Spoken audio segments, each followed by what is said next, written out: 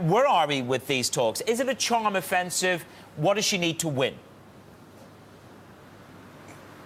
Well, General Motors has to do something because the German government doesn't seem very pleased about how advanced these talks have become without getting any forewarning. You know, consider the fact that Peugeot is partly owned by the French government. So we assume that the French government has more knowledge of this than the Merkel government. The Angela Merkel group just learned of this 2 days ago when Bloomberg broke the news. So they want to make sure that they don't lose any jobs here. It's really key going into an election year. And look, Germany is one of five countries where these cars will be produced. So they're produced in Poland, they're produced in Spain, they're produced here in a couple sites, and a couple sites in the UK as well.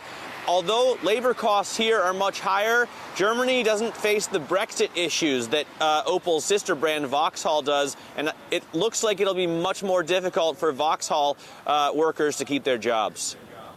Yeah, I mean, you know, Matt, this is something which has blindsided to a certain extent the unions and politics in Germany. Is that going to make it harder? I mean, if the Germans get acknowledgement and I suppose some kind of assurances in this deal, that's going to put pressure from here in the UK to say, OK, well, the Germans got some assurances. We want assurances here in the UK. In the UK, I think Opel imports something like 70 or 80% of the parts from the European Union, and Nissan got a deal. That's right, and those parts obviously got a lot more expensive when the pound dropped in value after the Brexit vote, not to mention the fact that these companies may face tariffs to import the cars to Europe from England after the Brexit deal goes through. And actually, one of the plants in the UK exports 85% of its output to continental Europe.